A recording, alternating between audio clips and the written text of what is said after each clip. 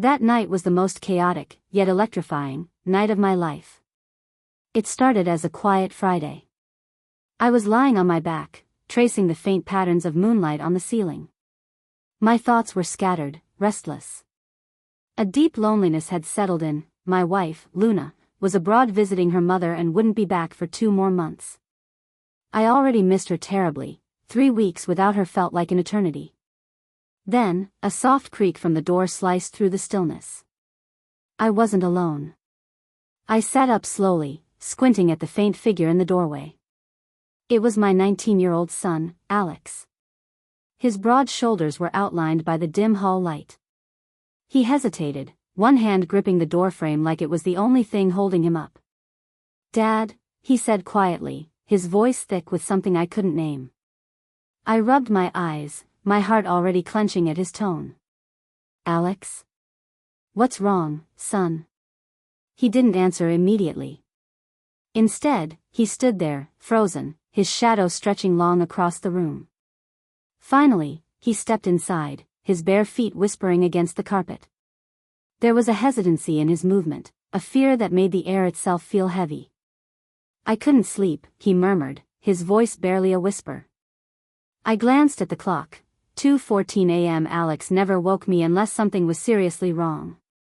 A knot of dread tightened in my chest as I swung my legs over the side of the bed, motioning for him to come closer. "Talk to me," I said gently. "What's going on?" He hesitated again before sitting on the very edge of the bed. His posture was rigid, his hands clasped tightly in his lap. He kept his gaze locked on the floor, but the tension radiating from him was almost palpable. "Alex, you can tell me anything," I said softly. "I'm here. Whatever it is." He let out a shaky breath, his fingers nervously twisting the hem of his t-shirt. It's hard to explain. I've been feeling something. I feel different. And I don't know what to do about it." His words sent a ripple of unease through me. I leaned forward, keeping my voice steady despite the storm brewing inside me. "Different how?" He finally looked at me, his eyes searching mine with an intensity that stole my breath. "It's about someone," he said. "Someone I can't stop thinking about. Someone you're not going to expect." A flicker of relief passed through me. Maybe this was about a crush, a girl from school he was nervous about. "Okay," I said, offering a reassuring smile. "Who is it? Someone from your class?" He shook his head quickly, his gaze dropping again. "No." "Then who?" I pressed gently, though a strange unease began to creep up my spine. "Alex, whatever it is, we'll figure it out together." He took a deep, ragged breath, as if gathering every ounce of courage he had. When he spoke again, his voice was trembling. "It's you, Dad." The words hung in the air, suffocating and immense. "It's always been you." The confession hit me like a physical blow, knocking the air from my lungs. I couldn't speak. I couldn't think. My mind raced, trying and failing to process what I had just heard. "Alex," I began, my voice faltering. What are you saying?" He stood up abruptly, pacing the room like a caged animal. He ran his hands through his hair, tugging at the strands in frustration. "I know how it sounds," he said, his words tumbling out in a frantic rush. "I know it's supposed to be wrong. But I can't help it. I've tried for so long to ignore it, to push it away. But it's always there." I stared at him, my heart hammering against my ribs. "Alex, this isn't." "Don't tell me it's not real," he interrupted, his voice breaking. "I know what I feel. I've never felt this way about anyone else. It's not just admiration, Dad. It's not some stupid crush. It's deeper than that." "Alex," I said, my own voice trembling now. "You're my son. What you're feeling, it can't be love. It's something else." "It is love," he shouted, his raw emotion echoing in the quiet room. "You're everything to me. You're the only one who's ever truly understood me, the only one who's ever made me feel like I matter." How can that not be love? Tears stung my eyes. My son, the boy I had raised and loved with my whole heart, was confessing feelings I could not understand, could not accept. And yet, a part of me, a part one refused to acknowledge, felt a terrifying, thrilling pull. I think back now and realize I noticed it in that moment. I tried to ignore it, to bury it under my duty as his father. So I said, "Alex, you're confused. You're going through a lot right now. These feelings." "I'm not confused," he said, turning to face me. His eyes were glassy with unshed tears, his jaw set with a heartbreaking determination. I've never been more sure of anything in my entire life. In that moment, I saw it. I could feel the magnetic pull of his attraction, and a secret, shameful part of me didn't want to turn away. But I am his father. My responsibility was to guide him, to protect him from this, and from myself. I reached out, placing a steadying hand on his arm. "Alex," I said, as gently as I could. "These feelings will pass. I promise you, they will. And when they do, you'll see everything more clearly." His next words were a shattered whisper. "What if they don't? What if this is who I am? What if this is how I'm supposed to feel?" My throat tightened into a knot. For a long, painful moment, I was utterly speechless. I didn't have the answers he so desperately needed. I didn't know how to heal the pain shining in his eyes. All I could do was hold on to the hope that time would bring clarity, that this single, overwhelming moment wouldn't define who we were forever. "You're not alone in this," I said finally, my voice trembling but resolute. "We'll get through it, Alex. Together." He looked at me for a long moment, his eyes filled with a vulnerability that made my heart ache. "I don't want to lose you, Dad," he said softly. "I can't lose you." "You won't," I said firmly, squeezing his arm. "No matter what, I will always be here for you. You know what? Why don't you stay here tonight? Maybe it would help a bit." I turned back under the sheets, making space. He nodded, a flicker of relief in his eyes, and slowly slipped into the bed. As I pulled him into a fatherly embrace, I felt the tense rigidity of his body. I also felt something else, a racing heartbeat that mirrored my own, a palpable energy that was confusing and undeniable. Of course, I didn't mention it. I just held him and said, "Good night, son." He managed a small, weary smile. "Good night, Dad." The silence that followed was heavy, but not unbearable. It was the kind of silence that held promises, fragile but sincere. As his breathing eventually evened out and he closed his eyes, I felt a fragile glimmer of hope. Maybe we could weather this storm, no matter how impossible it seemed. But deep down, in a place I was too afraid to acknowledge, I knew this was only the beginning. I was right. A night like this was coming again, one that would end in a way I could never have predicted. That night, nothing happened beyond a father offering comfort to his son. But there was more coming. Because love, especially a love as complicated and forbidden as this, doesn't just fade quietly into the background. It demands to be reckoned with. And I had no idea what that reckoning would look like. The morning after Alex's confession felt surreal. The quiet of the house, usually a comfort, now pressed down on me like a physical weight. Every corner, every familiar object, seemed to hum with the unspoken tension between us. I busied myself with chores, hoping the mindless routine would ground me. But my hands trembled as I folded laundry, and my mind raced with questions I had no answers for. What did this mean for us? For him? For me? The clatter of a chair in the kitchen jolted me from my thoughts. Alex was sitting at the table, staring into a bowl of cereal that looked as untouched as my cup of coffee on the counter. His hair was unkempt, his eyes shadowed with exhaustion. He hadn't slept, and neither had I. "Morning," I said cautiously, breaking the fragile silence. He looked up, his expression unreadable. "Morning," he replied, his voice hoarse. I poured myself a fresh cup of coffee, the sound of the liquid filling the mug deafening in the quiet room. I joined him at the table, the distance between us feeling both too far and too close. For a long moment, neither of us spoke. The air was thick with everything left unsaid. Finally, I broke the silence. "Alex, about last night."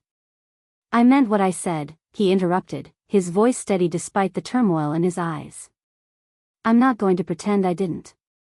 I closed my eyes briefly, willing myself to stay calm and centered. "I know you're being honest," I said softly. "And I need you to know I hear you.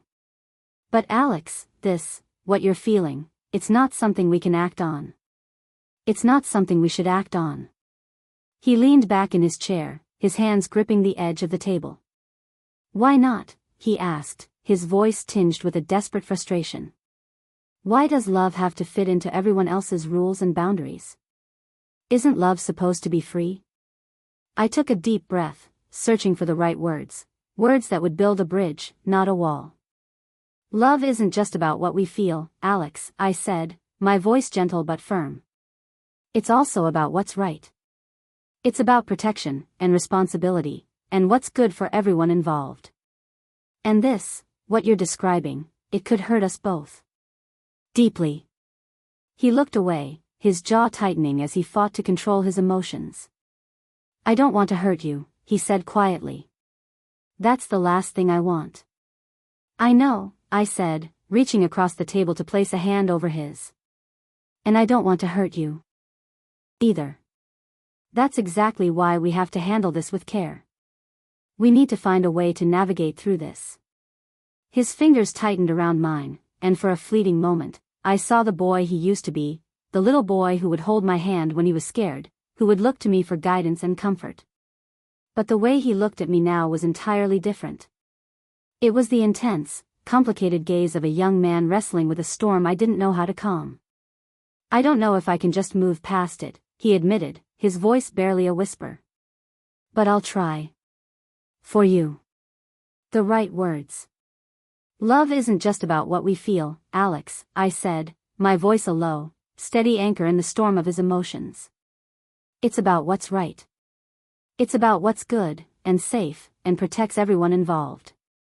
And what you're saying, it could hurt us both. Irreparably." He looked away, his jaw tightening as he fought back a wave of emotion. "I don't want to hurt you," he said quietly, the words filled with a genuine ache. "That's the last thing I want." "I know," I said, my heart breaking as I reached across the table to place my hand over his. "And I don't want to hurt you either. That's exactly why we have to handle this with the utmost care. We need to find a way to move forward from this." His fingers tightened around mine, and for a single, heart-wrenching moment, I saw the little boy he used to be, the one who'd held my hand crossing the street, who'd looked to me to make all the scary things in the world go away. But the way he looked at me now was entirely different. It was the intense, searching gaze of a young man, and it saw straight through me. "I don't know if I can move past it," he admitted, his voice barely a whisper, thick with a pain I couldn't soothe. "But I'll try. For you." "I know," I said, my own voice soft with a compassion I truly felt. "And I don't expect you to just shut it off. But we have to keep working on this. For both our sakes." He turned to me. Then, his eyes searching mine, looking for a crack in my resolve. "Have you ever thought about it?" he asked suddenly, his voice low and intimate. "About us?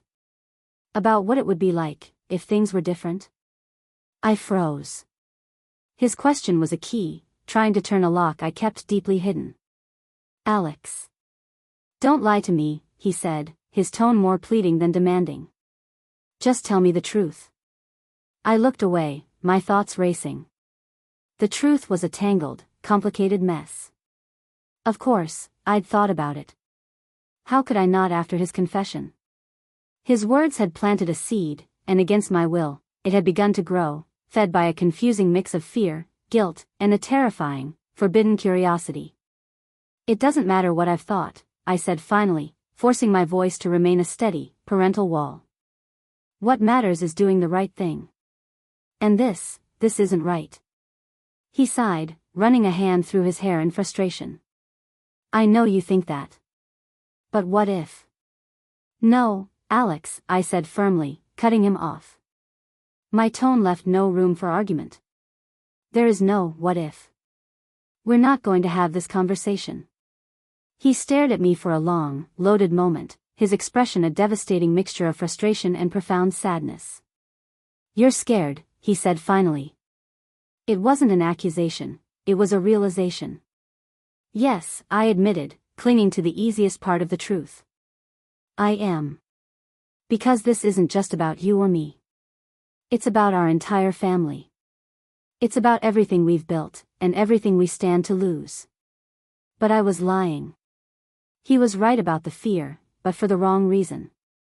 I was terrified to tell him that for the last few days, a part of me had felt something, too, a dangerous, electric pull I was desperately trying to ignore.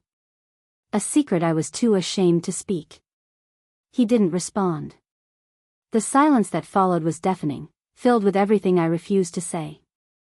Finally, he stood, his movements stiff and deliberate. I'm going for a walk. Alex, I began, but he was already gone, the door closing with a soft, final click behind him. The hours passed with agonizing slowness. I sat by the window, watching the street, my worry mounting with every moment Alex didn't return. The rain started, then poured, and my anxiety grew into a cold knot in my stomach. It wasn't until nearly midnight that I heard the door open. I rushed to the entryway, a wave of relief washing over me as I saw him step inside, soaked to the bone and shivering. Alex. Where have you been? I asked, my voice trembling with a mix of fear and frustration. Walking, he said simply, shaking the water from his hair like a stray dog. I grabbed a towel from the bathroom and handed it to him, my worry spilling over as irritation. You're going to get sick. You can't just disappear like that without a word. He sighed, running the towel over his face. I needed to clear my head. And did it help? I asked, crossing my arms. He looked at me then, his eyes dark and unreadable. Not really. Something in his tone made me falter. The anger drained away, leaving only a deep, weary concern. I stepped closer, lowering my voice. Alex, we can't keep going on like this. It's tearing us both apart. I know, he said, his voice barely above a whisper. But I don't know how to stop. Maybe we need help, I suggested gently. Someone to talk to. A therapist. His lips twisted into a bitter, heartbreaking smile. You think a therapist is going to understand this? They might, I said, though I wasn't sure I believed it myself. Or at least, they could help us figure out how to move forward. He shook his head, the towel dropping to the floor. No one can fix this, Dad. No one can change how I feel.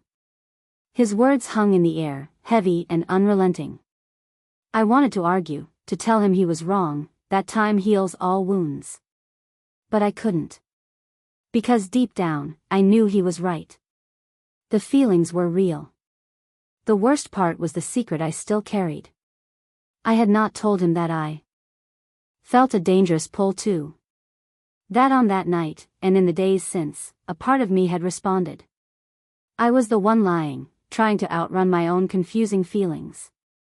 I knew it, and the guilt was a constant weight. But I kept my mouth shut. At least for now. The following days were a blur of painful avoidance and agonizingly awkward conversations. Alex tried to act normal, but the tension between us was a palpable, third presence in the house. Every interaction felt like walking on a tightrope, and I couldn't shake the chilling feeling that something was about to snap. That something came one evening as we were cleaning up after dinner. Alex had been unusually quiet all day, his movements tense and deliberate. As I loaded the dishwasher, he leaned against the counter, watching me. Dad, he said suddenly, his voice slicing through the silence. I need to tell you something. I turned to face him, my heart instantly pounding a frantic rhythm against my ribs. What is it? I can't do this anymore, he said, his voice trembling with a raw, unchecked emotion. I can't keep pretending everything's fine when it's not. I'm suffocating. Alex, we've talked about this, I began, falling back on the same old script. But he shook his head, a flash of desperation in his eyes. No. You don't understand. I can't just turn off how I feel. I can't keep pretending I'm okay when every single day is a battle inside my own head. Then what do you want me to do? I asked, my own frustration and helplessness bubbling over. What do you expect me to say?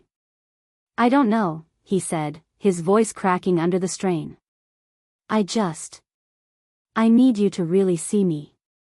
To understand how much this is destroying me. I need you to acknowledge that this is real. I do see you. I said, my own voice beginning to tremble with the force of my emotion. I see you every single day, Alex, and it shatters my heart to see you in so much pain. But I don't know how to fix it. I'm your father, and I don't know how to make this better for you.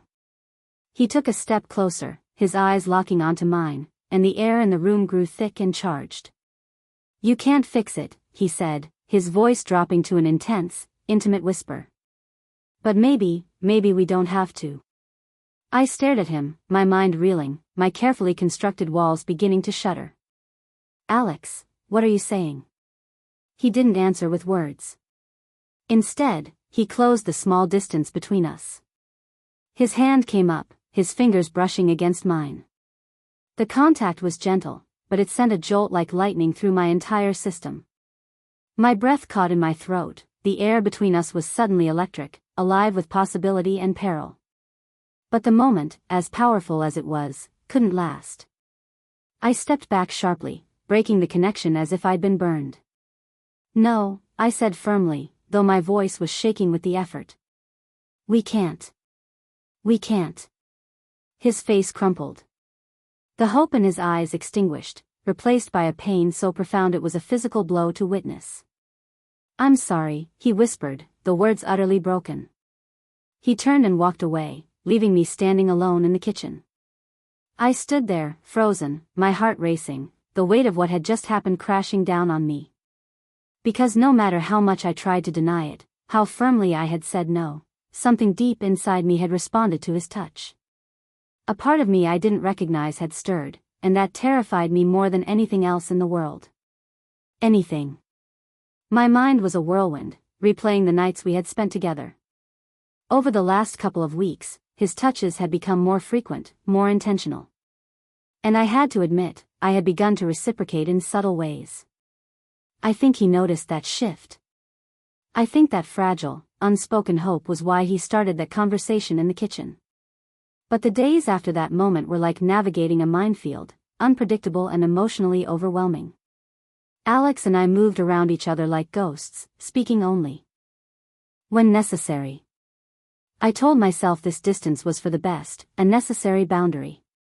But the truth was, every time I saw the hurt in his eyes as he retreated to his room, it felt like a piece of me was breaking off. I spent my nights trapped in that loop, the look in his eyes, the weight of his words, and the terrifying, undeniable jolt I felt at his touch. It wasn't right. I knew it wasn't. But denying the sheer force of this connection felt like a lie that was poisoning us both. One evening, as I sat in the living room with a book lying forgotten in my lap, Alex appeared in the doorway. He hesitated, his hair messy, his expression guarded. This was it. I had to confess. I had to tell him the truth of my own confusion, if only to help him find his way out of this.